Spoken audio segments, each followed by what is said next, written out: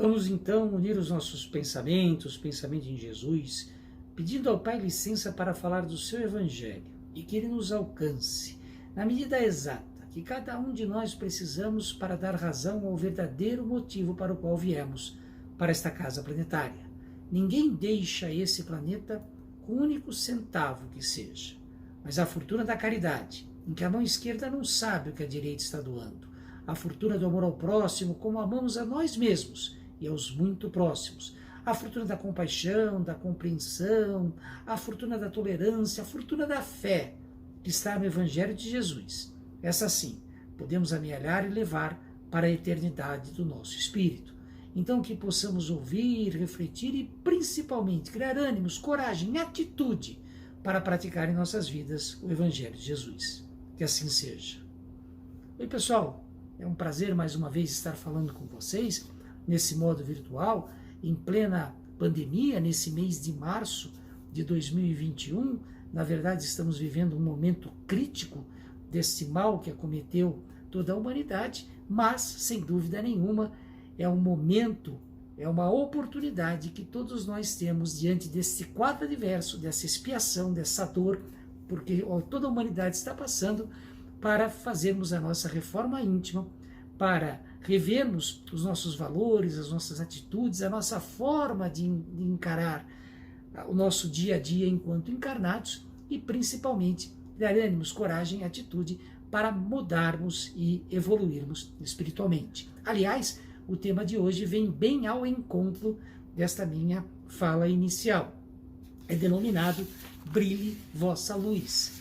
Toda a conversa está baseada no Evangelho de Mateus, no capítulo 5 do Evangelho de Mateus, mais especificamente os versículos de 14 a 16. O versículo 14 é bastante conhecido, tenho certeza quando eu começar a ler vocês vão ter alguma familiaridade com ele. Diz o seguinte: vós sois a luz do mundo.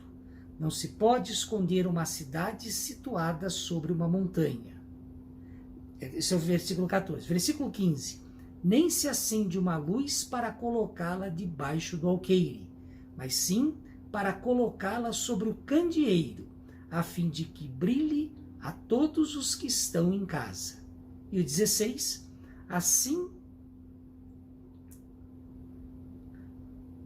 Assim brilhe vossa luz diante dos homens, para que vejam as vossas boas obras e glorifiquem vosso Pai que está nos céus.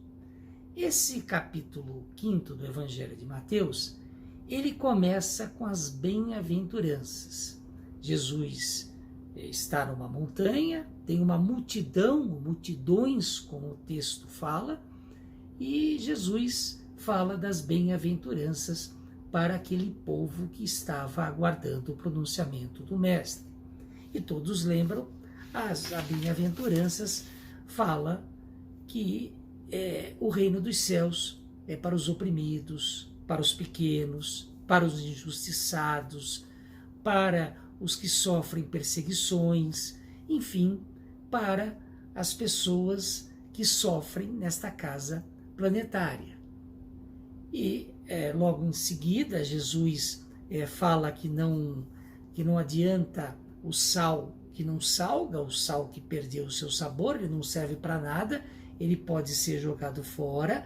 Emenda com essa situação que nós somos a luz do mundo, nós somos a luz que Deus traz para que as suas obras sejam efetivadas aqui nesta casa planetária, e acaba esse capítulo 5 de Mateus falando sobre o Velho Testamento, sobre as leis de até então, que eram as leis do Velho Testamento, e Jesus complementa essas leis, colocando sempre uma situação interessante e importante. Convido vocês a lerem o capítulo todo, eu não vou fazê-lo até por uma questão de otimização aqui do nosso tempo, mas Jesus faz um complemento das leis até então, colocando responsabilidade para todos nós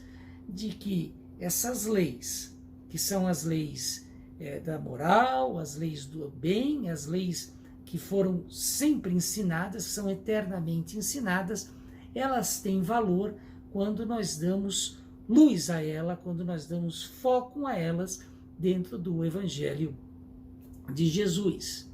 Nos versículos que eu li, Jesus fala que não adianta uma luz que não brilha ou uma luz que é escondida. Ela não serve para suas funções, para os seus objetivos. É a mesma situação que cada um de nós tem enquanto encarnados. Nós temos missão dentro do Evangelho de Jesus.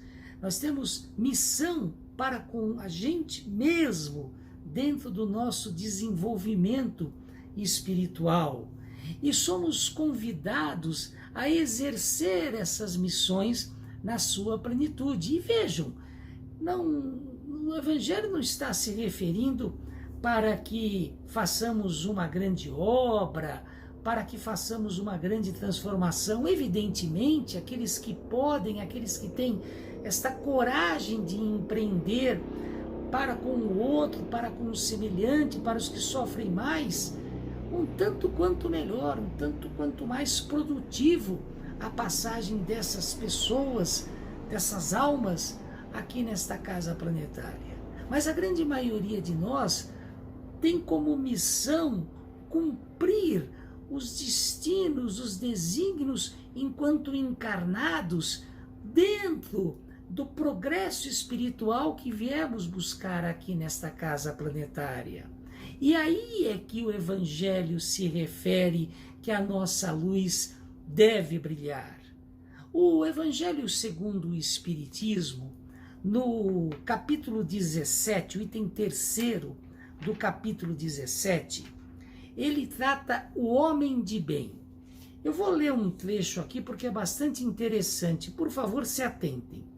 O verdadeiro homem de bem é aquele que pratica a lei de justiça, de amor e de caridade em sua maior pureza. Se interroga a consciência sobre seus próprios atos, pergunta a si mesmo se não violou essa lei, se não fez o mal e se fez todo o bem que podia, se negligenciou voluntariamente uma ocasião de ser útil, se ninguém tem o que reclamar dele. Enfim, se fez a outrem tudo o que quereria que se fizesse com ele. Tem fé em Deus, em sua bondade, em sua justiça, em sua sabedoria, sabe que nada ocorre sem sua permissão e se submete em todas as coisas à sua vontade. Tem fé no futuro, por isso coloca os bens espirituais acima dos bens temporais. Sabe que todas as vicissitudes da vida, todas as dores, todas as decepções são provas ou expiações e as aceita sem murmurar. O homem possuído do sentimento de caridade e de amor ao próximo faz o bem pelo bem, sem esperança de recompensa. Retribui o mal com o bem. Toma a defesa do fraco, contra o forte e sacrifica sempre seu interesse à justiça. E encontra satisfação nos benefícios que derrama nos serviços que presta, nos felizes que faz, nas lágrimas que seca, nas consolações que dá aos aflitos. Seu primeiro movimento é de pensar nos outros antes de pensar em si, de procurar o interesse dos outros antes do seu próprio. O egoísta, ao contrário, calcula os lucros e as perdas de toda a ação generosa. Ele é bom, humano, benevolente para com todos, sem preferência de raças nem de crenças, porque vê irmãos em todos os homens. Respeita nos outros todas as convicções sinceras. Em todas as circunstâncias, a caridade é o seu guia. Diz a si mesmo que aquele que leva prejuízo a outrem por palavras malévolas, que fere a suscetibilidade de alguém por seu orgulho e seu desdém, que não recua à ideia de causar uma inquietação, uma contrariedade, ainda que leve, quando pode evitá-lo, falta dever de amor ao próximo e não merece a clemência do Senhor. O Evangelho segundo o Espiritismo nos traz essa lição como homem de bem. Meus amigos, cada um de nós tem essa luz, que é a luz do bem, a luz da moral do Evangelho, para empreendermos, para praticarmos no dia a dia da nossa existência.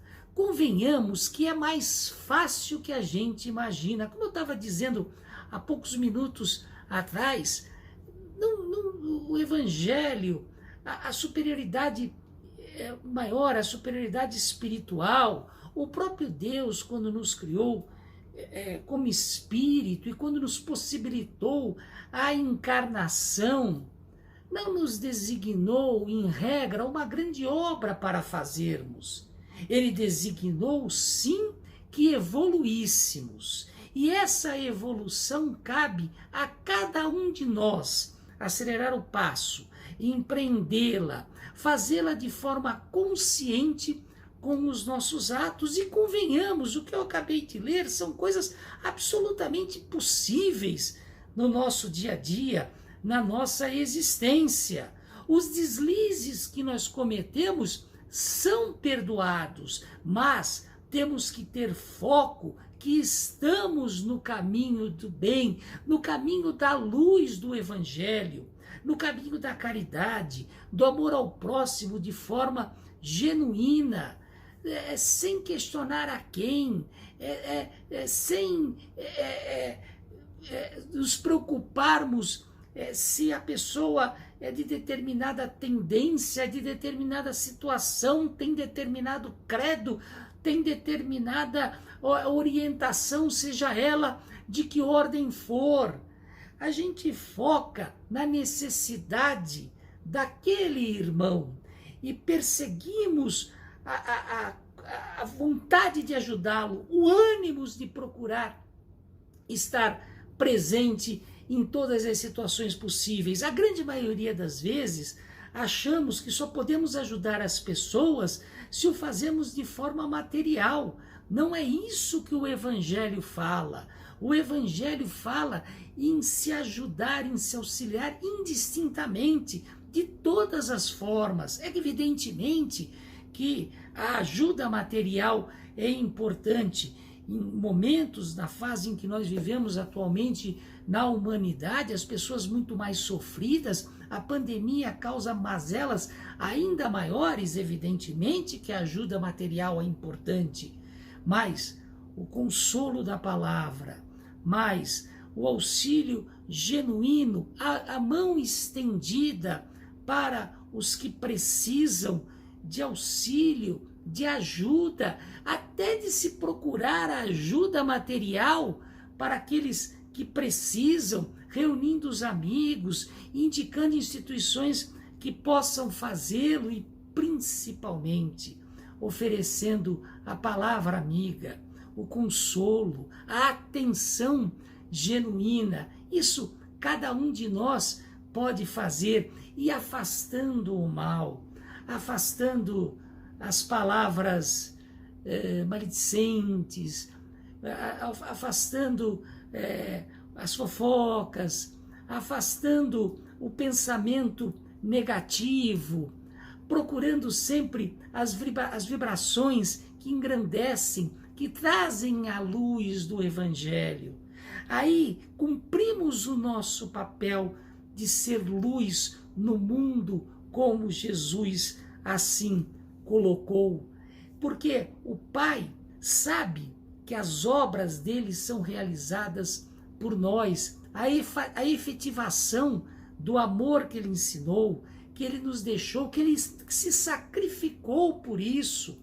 que sofreu as maiores humilhações que alguém poderia ter sofrido, poderia ter passado, que morreu, desencarnou por nós. Certamente o Pai sabe que todo esse exemplo nós podemos carregar, que todo esse sofrimento que Ele ofereceu para que fôssemos melhor, para que procurássemos a nossa evolução enquanto encarnados, ela não pode ser perdida. O exemplo está aí, está forte, firme no Evangelho de Jesus.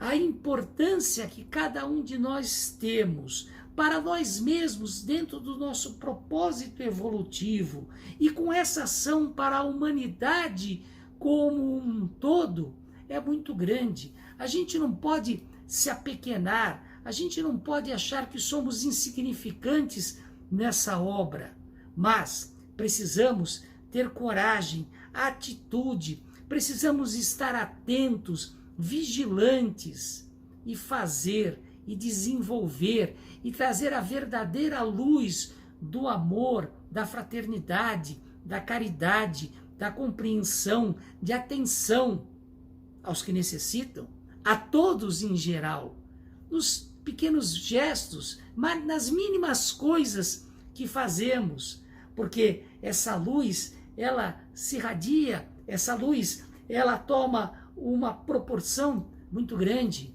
Eu já tive a oportunidade, em algumas ocasiões, de fazer uma dinâmica, uma palestra, em que eu distribuo uma vela para a plateia, e aí, a partir a gente apaga as luzes daquela sala, né? Tem que fazer à noite, naturalmente, ou num ambiente mais escuro, naturalmente, e a partir de uma vela acesa, a gente vai acendendo todas as velas daquele ambiente, e de repente o ambiente fica todo iluminado, e aí a gente descreve que aquela luz de cada um, que é fraca, que é de apenas uma vela, somada à luz de todos, a gente torna o ambiente mais iluminado, melhor, mais claro, mais possível de se desenvolver as coisas que precisam de claridade. É um pequeno exemplo, é uma pequena experiência, mas assim é a nossa luz, a nossa existência nessa casa planetária. Se for ao encontro do bem, se for no caminho do que o Evangelho nos ensina, essa nossa luz resplandece, essa nossa luz cria mais claridade, porque é aquele exemplo do bem, e isso amplifica e vai contaminando mais pessoas e vai iluminando o nosso planeta com a bondade, com a caridade que está no Evangelho de Jesus.